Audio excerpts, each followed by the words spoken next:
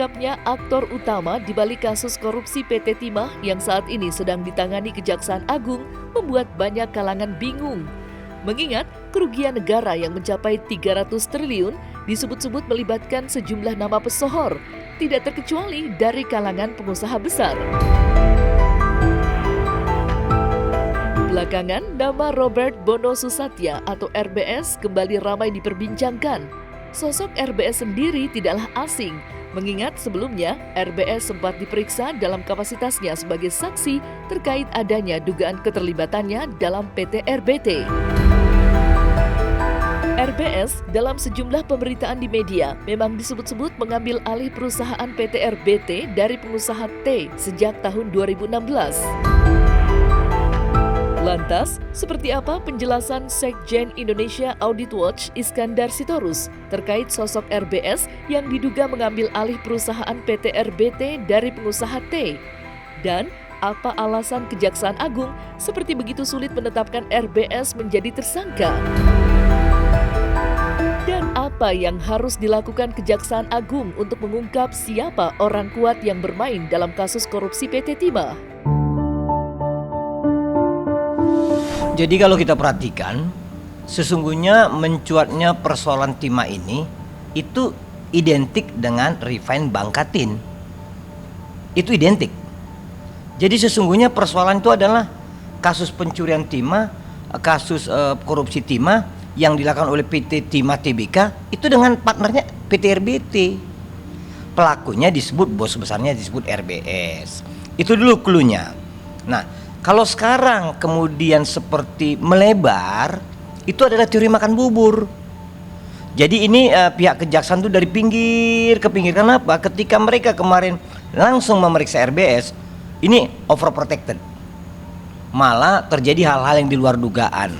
Nah, kalau kita perhatikan, persoalan Timah identik dengan PT Refined Bangkatin itu adalah sebuah hal yang benar dan nyata. Karena sejarahnya sungguh panjang. Kami sudah menyiapkan bahan untuk membantu teman-teman penyidik lah ya. Ini kita coba ambil profil PT Refined Bangkatin.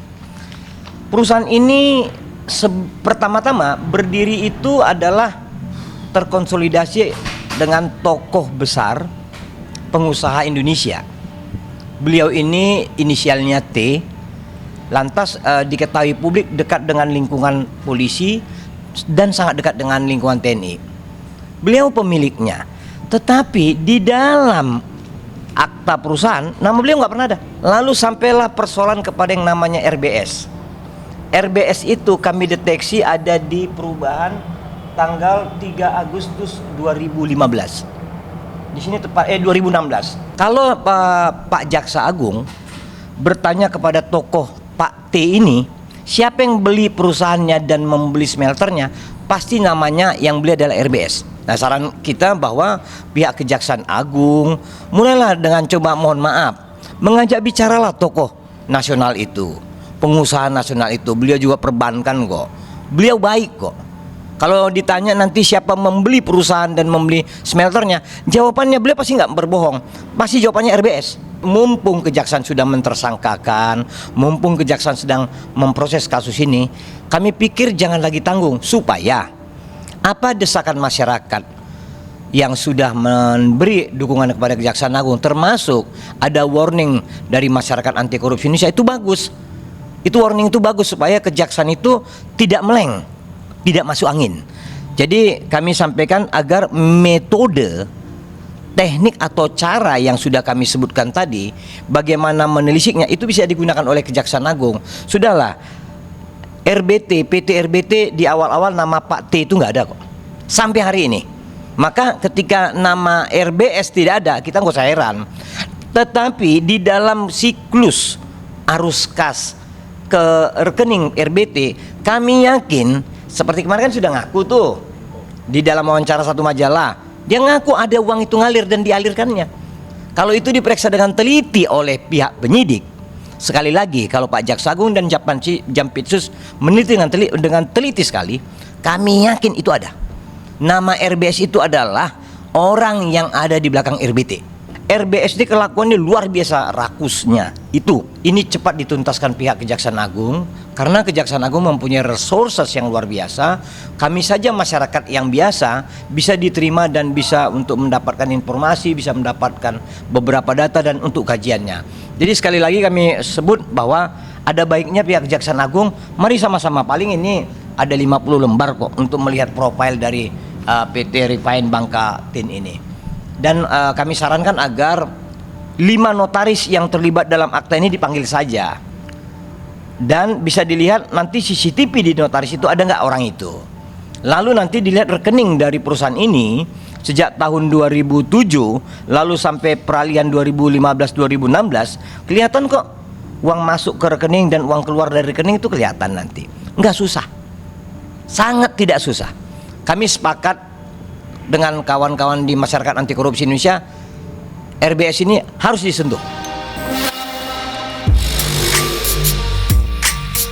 Sosok RBS yang belum ditetapkan menjadi tersangka meski sudah 2 kali menjalani pemeriksaan di Kejaksaan Agung mengundang kecurigaan di tengah masyarakat jika ada orang kuat di belakangnya.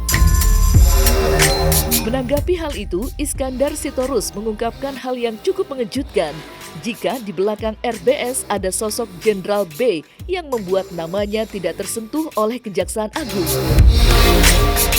Lantas, seberapa besar peran Jenderal B dalam dugaan kasus korupsi PT Timah? Tetapi kenapa RBS bisa sampai sekuat itu? Karena ada Jenderal B di belakangnya. Sudahlah, antara Pak T, Jenderal B, dan RBS itu saling kenal kok. 3 sisi itu saling tahu. Bagaimana peralihan smelter atau perusahaan ini pun tahu mereka. Ini T menjadi keluar karena ada pemain yang luar biasa jorok, luar biasa kasar, luar biasa tidak bermoral, yang dibawa atau dibackingin oleh Jenderal B itu. Kalau yang disebut Jenderal B di belakangnya RBS, ya, itu sangat tepat.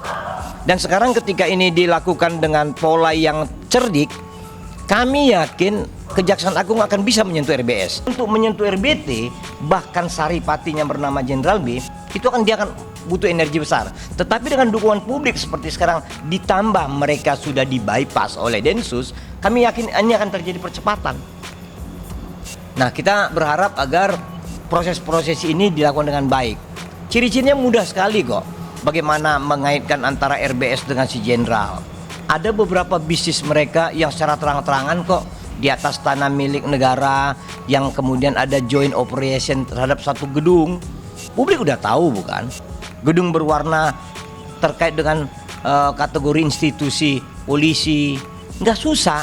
Jadi tinggal di situ bagaimana pihak kejaksaan, nggak usah takut lah, toh orangnya udah pensiun kok. Toh orangnya biar bintang 4 udah pensiun dah. Lalu kalaupun sekuat-kuat dia hanya bisa menetes-neteskan pengaruh kecil. Dia tidak bisa menggerakkan institusi negara. Kemarin sekuat-kuatnya dia hanya bisa menggerakkan Bribda Iqbal plus yang katanya digerakkan oleh Kombes T itu kan gitu. Jadi kami pikir tidak seperti bahaya apa gerakan mereka ini. Toh yang melakukan gerakan-gerakan untuk penyidikan ini kan negara, aparat Kejaksaan Agung. Harapan kami Pak Jaksa Agung jangan takut-takut lagi, daripada diperadilankan oleh masyarakat yang lain, yang mending sentuh orang ini. Banyak clue, banyak pintu masuk, banyak teknik kok. Perbankan sangat mudah untuk mendeteksinya. CCTV banyak di mana-mana. Tempat pertemuan mereka itu ada kok, mudah dideteksi.